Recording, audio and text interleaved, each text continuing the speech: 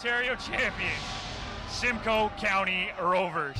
What is going on, Rovers Nation? I am your host, Fernando Villani, and I've got the three musketeers of the Simcoe County Rovers. I've got Stephano Ambrogio, Frank Andreacchi, and Luke Green. So no relation to Tom Green, right? No.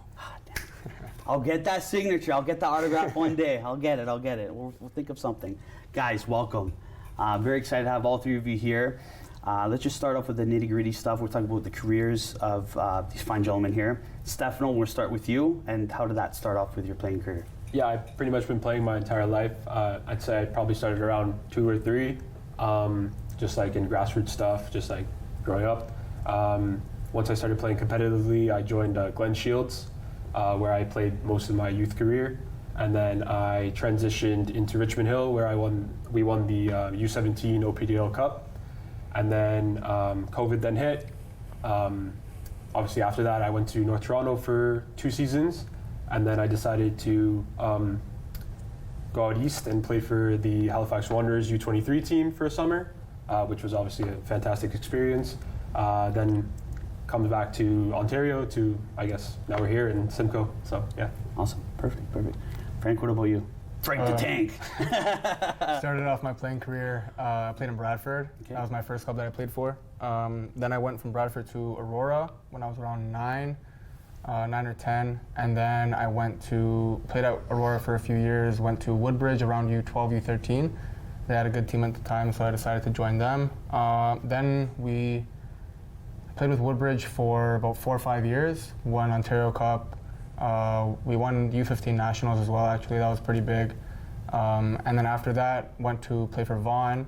Then COVID hit, so I played for Vaughan for a couple of years, tried to play as much as I could throughout COVID. Then shortly after COVID, I went to play in Portugal for a little bit. Had a small stint with a team that's now in the 3rd division, close to Lisbon. And then since then, came back, went to Seneca, played 2 years at Seneca. And now I'm here with Simcoe. Nice, yeah. Awesome. Mr. Green. Yeah, so I'm from Halifax. I played with a club called Suburban FC. Since I was a little kid, I got into soccer because my sister played and I kind of wanted to do what she did. But yeah, I played for Suburban, and around 12, around that age, you could play for your provincial team. So I played for Team Nova Scotia, kind of all the way up to 18. I spent around a year in Calgary Foothills. I was kind of the development team of Cavalry. This was around 2020, and then COVID hit. I came home and I started training with the Halifax Wanderers, and they saw something in me, so I signed my first deal, and I played in what was kind of like the bubble season. So I played in what's called the Island Games. I was in Charlottetown, so close to home. And then I signed with St. Francis Xavier University. We had lots of success there. We won our conference twice and had 2 national appearances as well, or 3 national appearances. And in terms of League One Ontario, I played in 2022 with Electric City, last year with Guelph, and now Simcoe County Rovers. Awesome. I love it. Let's do it again. No, I'm just kidding. I love story, guys. So that was fantastic. Yeah, I kind of forgot to mention that I played the last 4 years out east for University. It was just a blur. For University of New Brunswick, I actually had the hard time having to play against Luke. Well, there you go. St. Francis Xavier, obviously being at University of New Brunswick. Yeah. Was able to have 1 national appearance as well. Mm-hmm. And but yeah, that's pretty much my career. Yeah, awesome. Awesome. Something you guys share in common is obviously Daniil, the big boss, right? What drove you guys to this club? Obviously it was him, but what did he do or what did he say? What was that meeting like and that tour like to join this? Because obviously there's reasons to come to a big club like Simcoe. So how was it like you guys? Luke, I'll start with you. Yeah, absolutely. So I met Daniil in 2023 when he was with Halifax, when I was in and around training with the team. And yeah, we stayed in contact, and last year I played for Guelph, and he kind of scouted me to be maybe a potential player for this year's team. And we got talking, and he kept talking about his his passion to create a pathway for young players to get to the CPL or even higher than that. You know, players who have aspirations that, you know, may have got overlooked. So yeah, that's something that kind of probably drove all of us to join Simcoe. You know, just having a fresh opportunity and, you know, maybe being one of those players who got overlooked, but believe in themselves to get to the next level. Mm-hmm. And Frank, I'm going to guess you gave him a wicked haircut. No, unfortunately not yet. Not yet. No, for me, honestly, I've known Daniil since last season. I was in preseason with Simcoe last year, actually. I did maybe about a couple of weeks with them.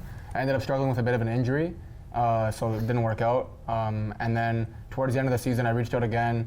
We had a conversation, and you know, he seemed like he believed in me. He seemed like somebody that I really wanted to play for. I mean, for a coach in general, like you want to be motivated by your coach. You want to be, you know, you want to feel that he believes in you and that you want to give your all for that coach and for the club. And I feel like the culture of things is very important, and I feel like he brings that to the next level. I feel like he knows his stuff. He's obviously had a great playing career, so I feel like it was just the right move. Mm. Yeah, and for me, obviously, kind of just tying off of what they kind of said, what brought me here at least was one of our assistant coaches at UNB, where I go to university. He had told me, like, you know, he knows Daniil Henry through, you know, working with the national team and stuff, and he told me that he was coaching Simcoe, which obviously I just recently moved to Barrie, so I just figured I'd reach out to Daniil, and obviously he gave me an opportunity.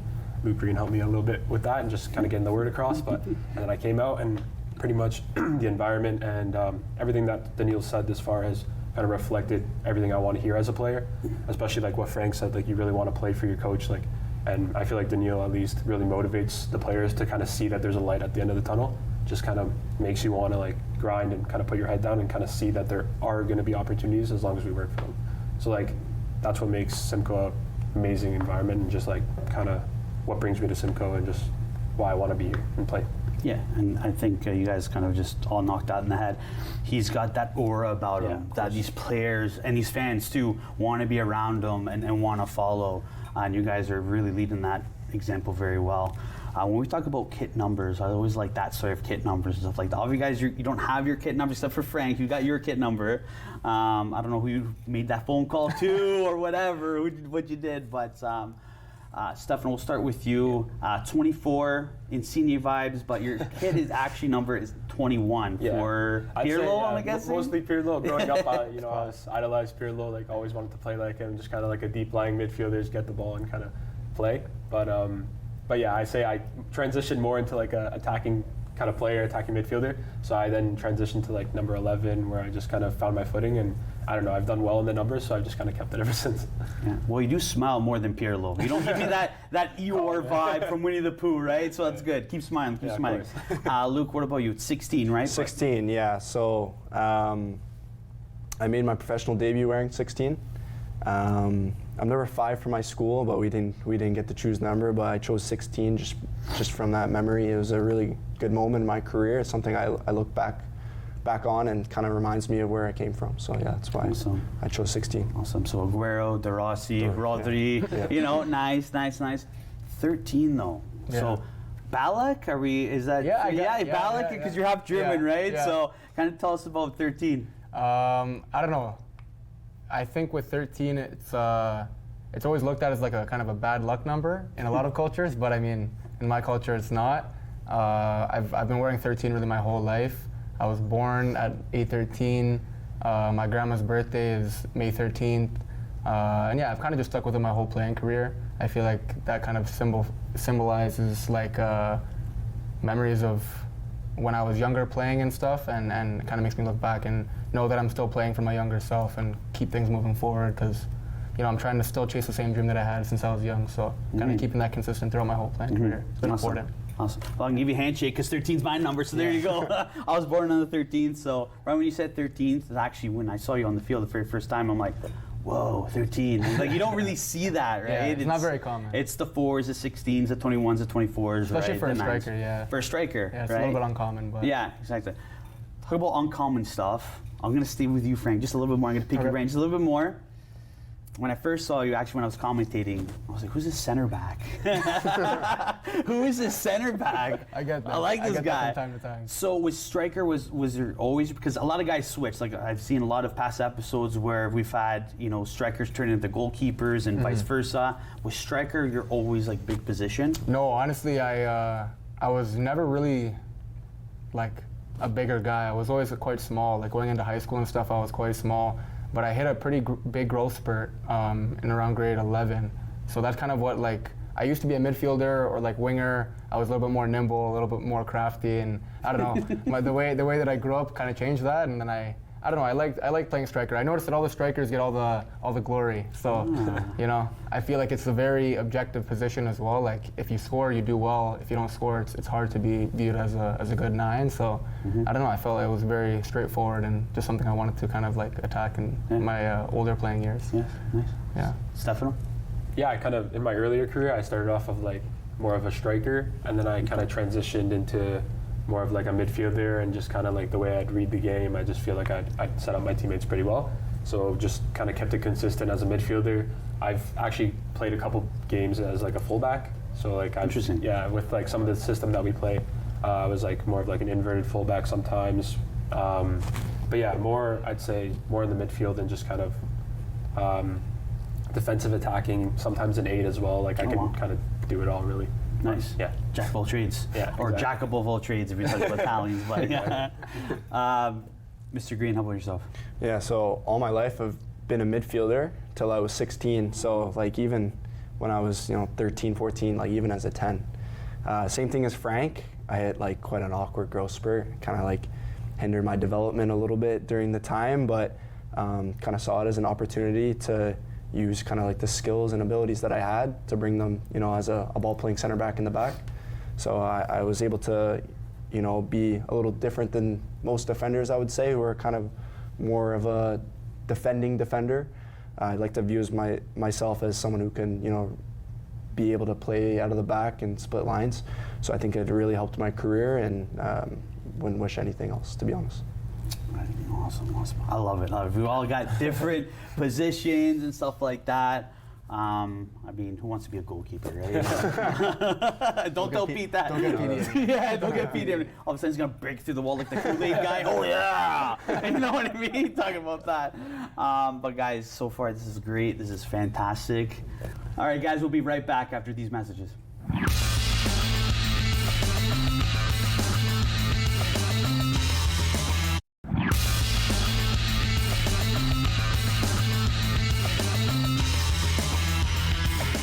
All right, guys, welcome back. We're with Stephano, Frank, and Luke. Guys, it's been a great first half of this, right? We're still here. We're still having a great time. One question I would want to ask, aside from the league itself, as growing players, we have our idols and stuff like that. Is there be a player that you want to play beside? I mean, Pirlo, Luca Toni, Cannavaro, something like that. Do we have somebody that we want to play alongside with? You know what I mean? Just say it's like a fantasy virtual world. Would that be like the one player? Who would it be? Yeah, I would say probably just watching like the most recent footy. I'd say Vitinha, honestly, just because of how easy it would be to play in the midfield with a guy like Vitinha, who just can speed up play and slow down play whenever he wants. Just kind of, I love that style of play where you just kind of get your foot on the ball and just kind of make 3-4 passes, short passes, just kind of confuse the opposition. They're always moving.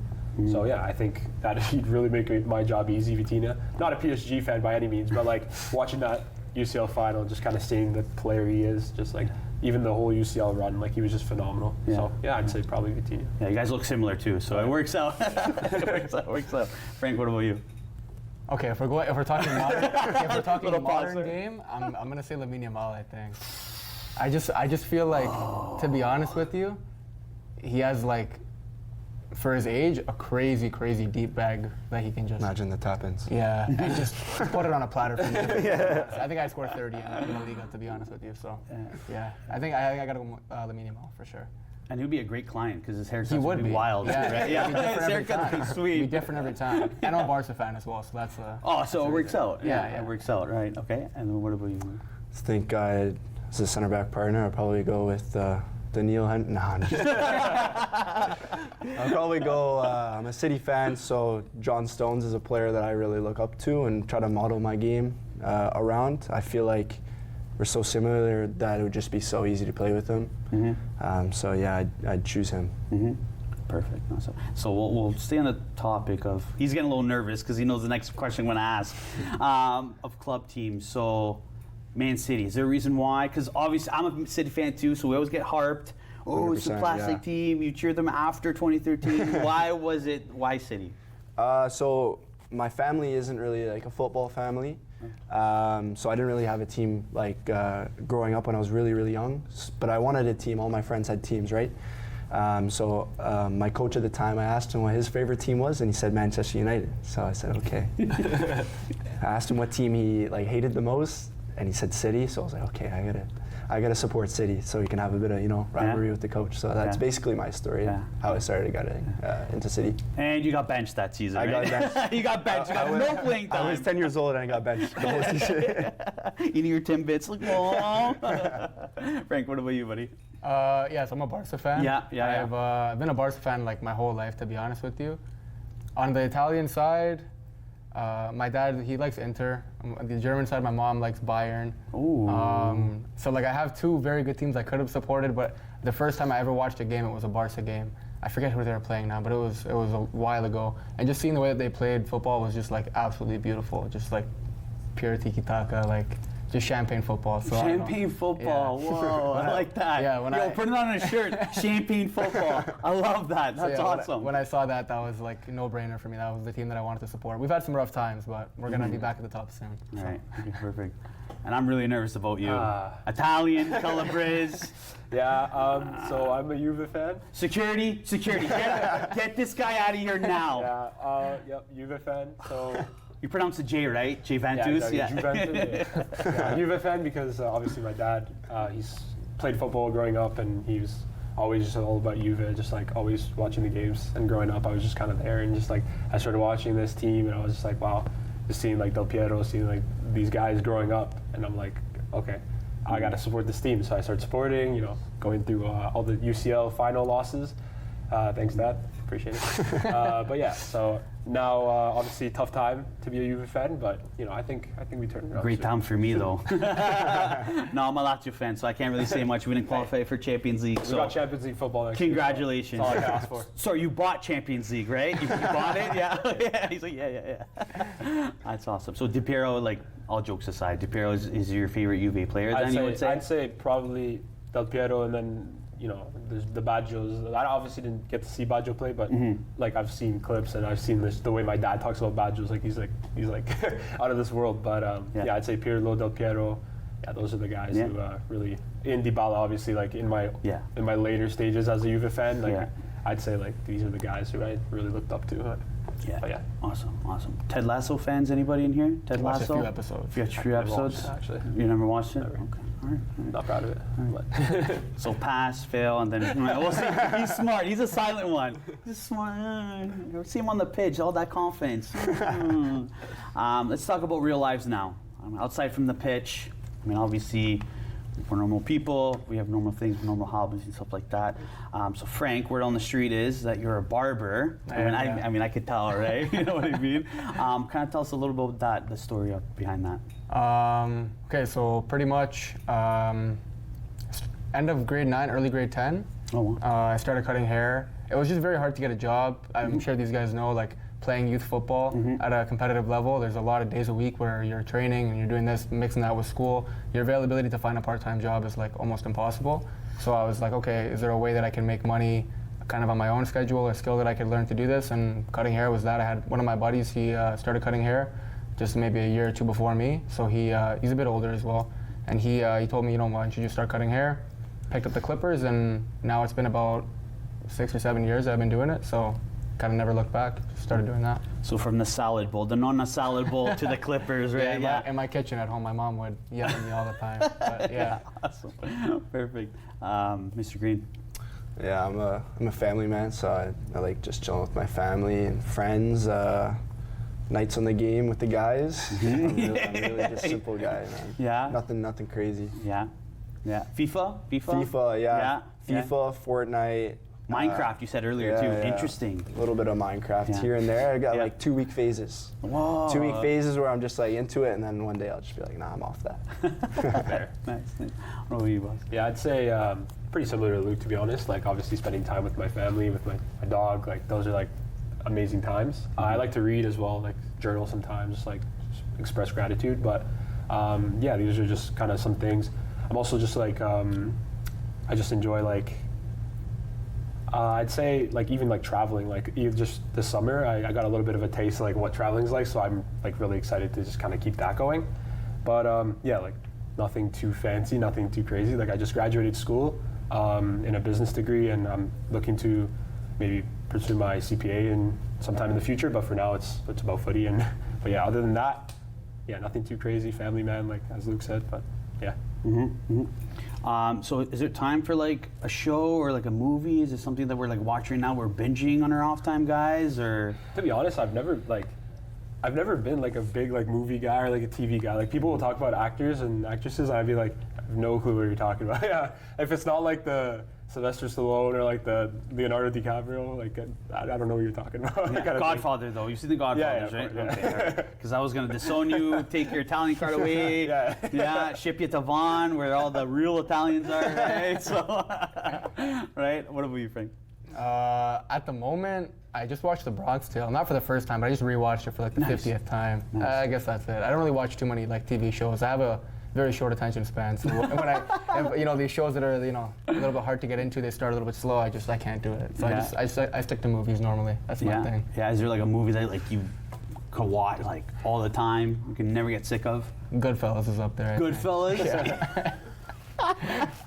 It's a long movie, but it's a good one. Yeah. Oh, awesome. What about you? Just finished watching You on Netflix. Oh, You. Yeah. Okay, so Bit crazy, but don't spoil last season for me. of course not. Of course. How is it so far? Because the last season when he was in England, it was a bust. I don't know about you, but it was. You're talking about the 5th season, the final one that just came out. Yeah, the one before he was in England, I didn't really like it, but this one right now, like, is it? That's good? great. It's great. Yeah, it's great. I like thriller, kind of like a little bit of action. So that's up there. Weirdly, was into Suits. Binged that, Oh, it's a great show. Yeah, Love Suits. amazing show. Yeah. Love movies. I can see Pete into Suits, like. For sure. The boss man Pete in Suits. Oh yeah, I can see him close some cases for sure. Like I don't think I've ever finished a TV series other than Breaking Bad, which was really good. That's a long time. I started You as well, but then I never actually finished it. But yeah, Breaking Bad was good though. Yeah. Cool. Okay. All right, so let's quickly kind of recap the last game. I mean, the Giants right now 2-2. Kind of. Luke, tell us about that game. I call you Mr. Green. I don't know why Mr. Green. We got that presents aura about you, Mr. Green. Kind of tell us quickly about that game. Yeah, obviously we knew it was going to be a tough game coming into it. Top of the table they were. So we kind of threw everything at them, and I felt like we started slow. And if anyone watches the football that we play, they know that we're a very good team, and we believe that ourselves. We came out flat and we went down 2-0, but we regrouped at halftime and just kind of gave everything that how we can play as a team. And I kind of felt like that spoke volumes of itself. We scored 2 goals. We scored 1 goal right before the half, so that gave us a lot of hope. And we were all over them. In the second half, I think we should have walked away with 3 points, much like a lot of other games that have been decided, in the 89th, 90-plus minute. But we have to take the result as it is and keep moving forward. Well, I hope you guys are thirsty. I brought a little gift. I stole it from my nonna, so please do not call the cops, please. Just come barging in. I got a little surprise. If the camera can obey me, please and thanks. And we don't mess around. We bring the big one. There you go. Amazing. Alrighty. So we're gonna just touch. We're gonna touch a little bit on Italian Heritage Month, which is with June, right? Obviously, being Italian is very important. It goes hand in hand with the footy. Stephano, real quick, how important is you to come from that Italian heritage and stuff like that? So, it's actually I feel like it's just night and day. Like I feel like one of the reasons why I'm very family oriented is just because like the heritage, right? It's just always kind of been like that. Yeah, just kind of keeping traditions alive, you know, making the sugo every year, just kind of going to my nonna's, just being able to like go with her and just kind of spend time, like even that, it's just the small things, right? But in terms of the heritage itself, like there's no better. There's no better heritage than Italian. Awesome. Okay, so from Pirlo, we're gonna go to Luca Toni. Frank, tell us about that. You're half, so half German. Yeah. You know, obviously that's wonderful. It's great. It's important. And on that Italian side, tell us about that. So my dad, he was born in Italy. 5 siblings, so they all had plenty of kids too. I have 2 siblings. We have a very big family. You know, growing up, family functions like 30, 40, 50 people for just a birthday or something. You know, so it's very big family, but very loving at the same time. I feel like it's super important to have a big support system like that. Touching on what Steph said, you know, obviously traditions like making sugo, making soppressata, you know, those are the things that I have great memories doing. And just having a lot of people that love you and a lot of people that are there for you. And it's just very, very important. I think it ties into every aspect of life for sure. Right. Luke, I know, right? We're gonna welcome you today under Luca. I'm sure it's important. You know, you have Italian, friends and stuff like that. But that is all time we have for today. If we can get like just a quick sip of everybody, a little salute, salute. There you go. Thank you guys so much for joining. For game day tickets, schedules, and everything Rovers, please visit us at roversfc.ca. Until next time, go Rovers, go.